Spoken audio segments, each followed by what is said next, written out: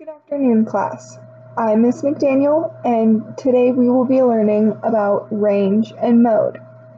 Our mode is the number that we see the most often, that occurs in a number sequence most frequently. And the range is the difference or subtraction, like we've learned, between the greatest number or the biggest number and the smallest number. Now, we will be looking at a few examples to understand this concept a little bit more clearly. Now, for this first one, which number tells us the mode? And like we learned before, the mode is the number that happens most frequently. So, the number that we see most frequently would be 5, because it occurs twice in this number sequence of 1, 2, 5, 3, and 5. Now, for our range of this same number sequence, we would take the largest number and subtract the smallest number. Now, what is the biggest number in this number sequence? It would be 5. And our smallest number in this number sequence would be 1. Now, how can we find the difference or subtraction?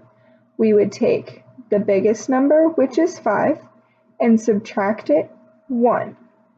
Now, our subtraction sentence would look like this. 5 minus 1 equals 4.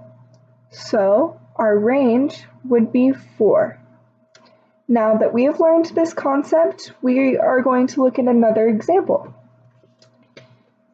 In this number sequence, we are going to be looking at 2, 3, 4, 6, 4, and 7.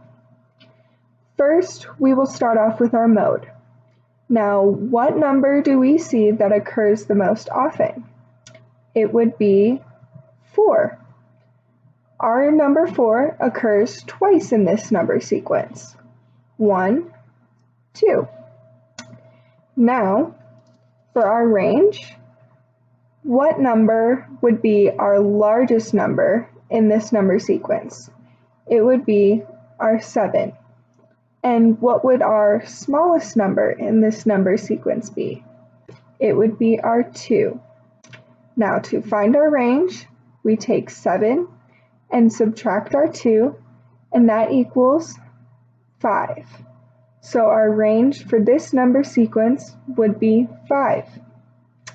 Now, we are going to be taking what we know about our range and our mode and continue learning about our bar graphs and our number graphs.